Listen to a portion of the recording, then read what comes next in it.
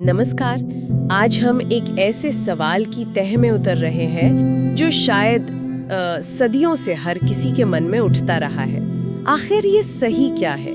क्या है वो जिसे हम धर्म कहते हैं? आज की हमारी एक गहरी पड़ताल आधारित है अमीश त्रिपाठी और भावना रॉय की किताब Dharma decoding the epics for a meaningful life. खास तौर पे इसका तीसरा अध्याय, यह धर्म क्या है।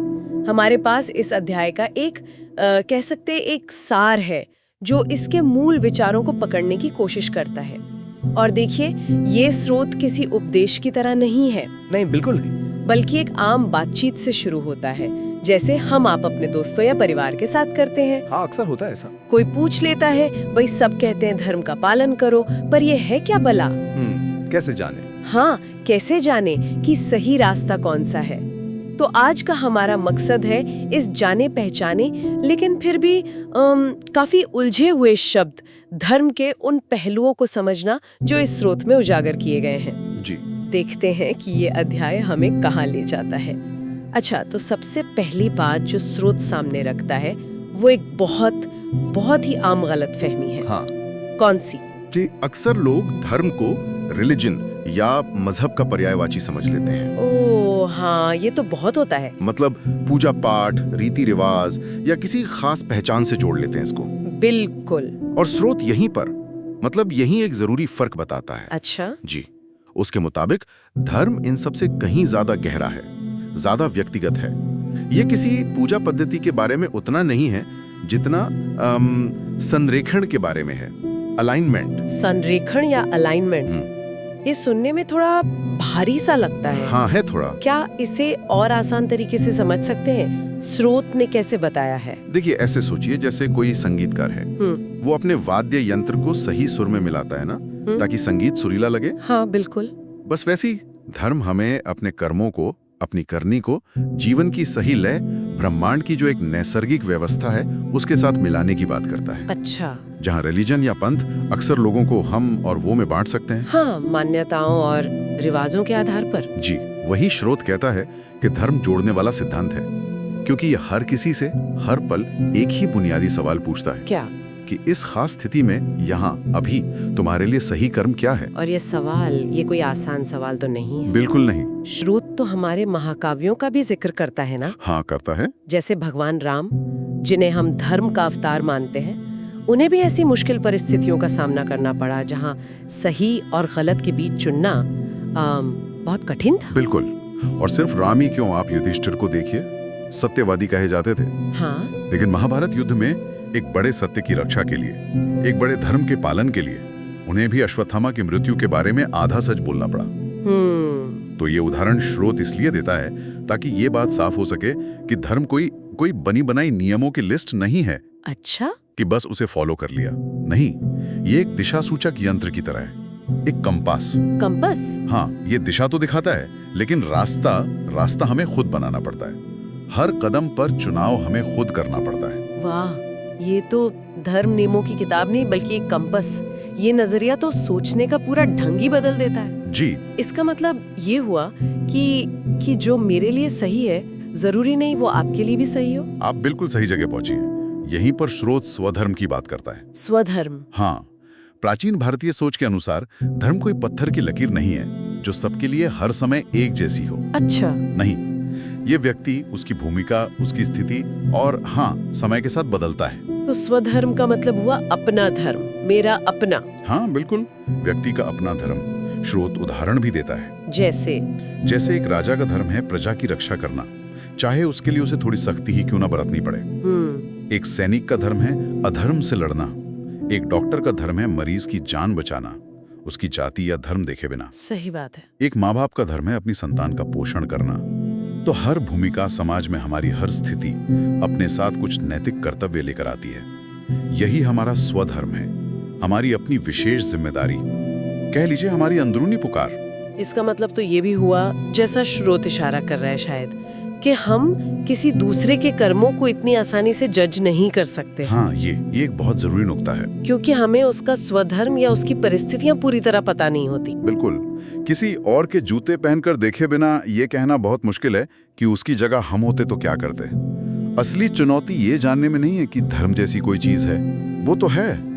चुनौती है अपने स्वधर्म को पहचानने और निभाने में, ये समझने में कि मेरी इस खास भूमिका में, मेरी इन खास परिस्थितियों में सही एक्शन क्या है। और ये एक बहुत ही व्यक्तिगत खोज है। बहुत व्यक्तिगत।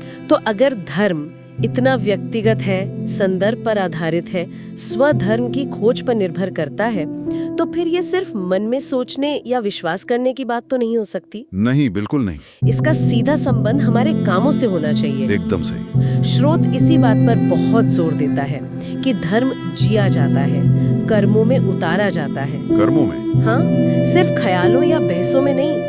कोई घंटों ध्यान लगा सकता है, पूजा कर सकता है या फिलॉसफी पर बड़ी बड़ी बातें कर सकता है। हाँ, लेकिन अगर उसके कर्म, उसके एक्शन किसी को दुख पहुंचा रहे हैं, अन्याय पैदा कर रहे हैं, तो स्रोत के अनुसार वो धार्मिक नहीं कहे जा सकते। अच्छा।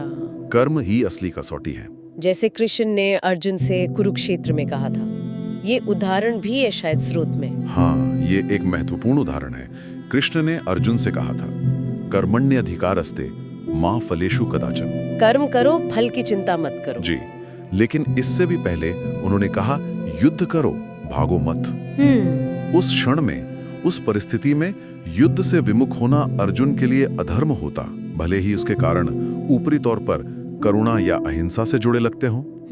तो स्रोत कहता है कि धर्म दुनिया से जुड़ने की मांग करता है, उससे भागने की नहीं। हमारा हर फैसला जब हम सच और आराम के बीच चुनते हैं, जब हम अपने स्वार्थ और अपने कर्तव्य के बीच चुनते हैं, जब हम फौरी फायदे और लंबे समय की भलाई के बीच चुनते हैं, वो हर चुनाव धर्म की एक परीक्षा है। ये तो बहुत बड़ी जिम्मेदारी लगती है, हर कर्म, हर चुनाव है तो। और अगर धर्म इतना लचीला है, संदर्भ पर निर्भर है, तो एक सवाल मन में आता है और ये स्रोत में भी उठाया गया है। हाँ, क्या? कि हमें कैसे पता चलेगा कि हम सिर्फ अपनी मर्जी को, अपनी सहूलियत को धर्म का नाम देकर सही नहीं ठहरा रहे हैं। मन तो बहाने बनाने में उस्ताद होता है। हाँ, ये सवाल बिल्कुल जायज है। और देखिए, स्रोत इसका एक बहुत गहरा जवाब देता है। क्या? वो कहता है, धर्म चेतना के साथ बढ़ता है। धर्म चेतना के साथ बढ़ता है? हाँ, इसका मतलब है कि आप इसे नकली तौर पर ओढ़ नहीं सकते, कम से कम लंबे समय तक तो नहीं। आपकी चेतना का स्तर जितना ऊंचा होगा, आपका अवेयरनेस लेवल जितना हाई होगा, अंदर का वो नैतिक कंपास उतना ही साफ और सटीक होता जाएगा।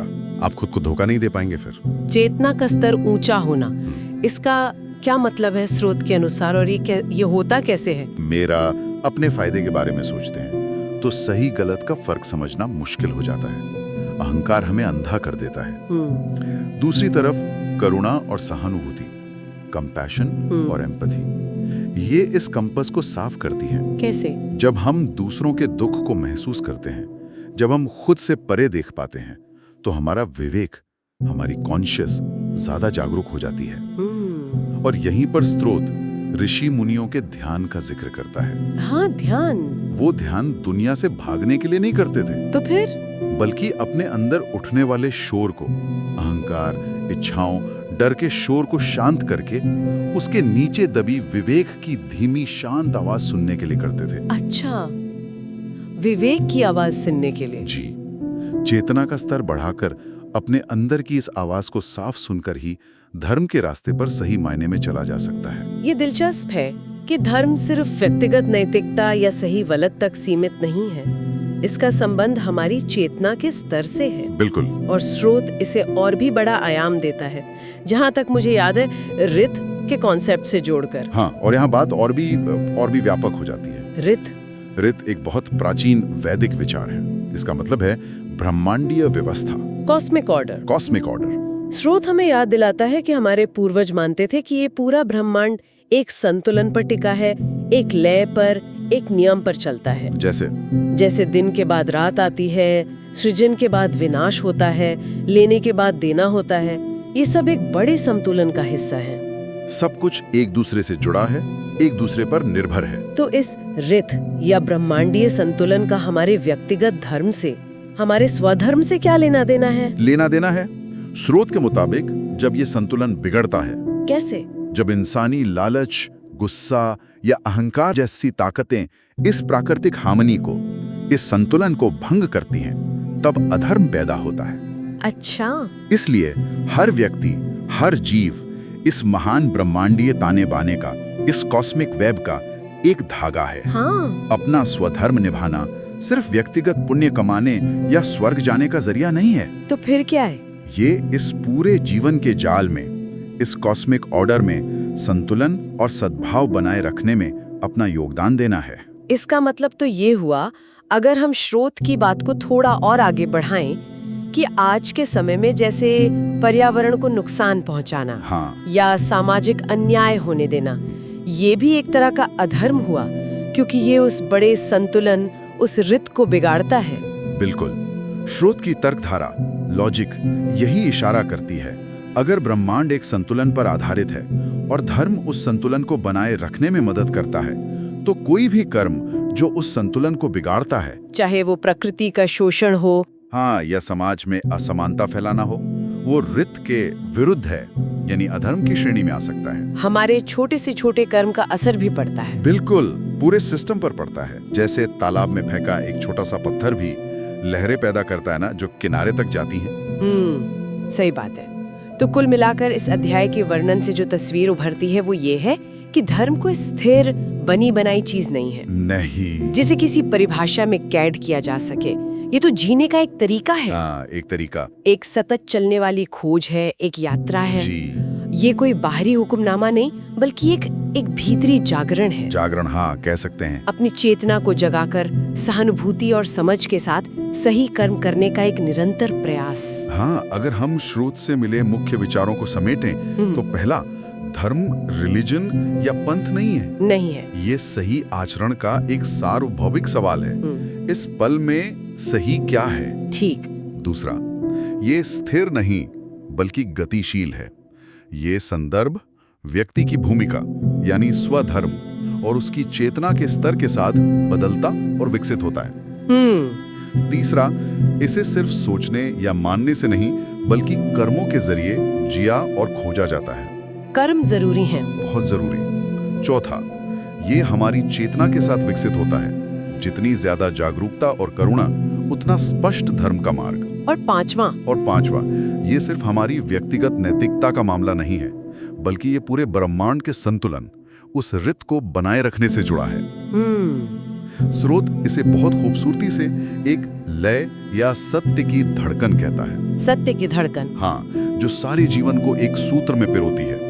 जब भी हम जागरूकता से, जिम्मेदारी से, करुणा से कोई कर्म करते हैं, तो हम खुद को उस ब्रह्मांडीय लय के साथ, उस सत्य की धड़कन के साथ जोड़ लेते हैं। ये वाकई ये सोचने लायक बात है। अगर धर्म अपने कर्मों को इस ब्रह्मांडीय लय और अपनी गहरी चेतना के साथ संरेखित करना है, जी, उस सत्य की धड़कन के साथ तालमेल बिठाना है, तो सवाल उठता है कि आज हम ऐसा कौन सा एक छोटा सा सचेत कर्म कर सकते हैं अपने काम में, अपने रिश्तों में, अपने विचारों में, जिससे उस लय के साथ जुड़ने की शुरुआत हो सके।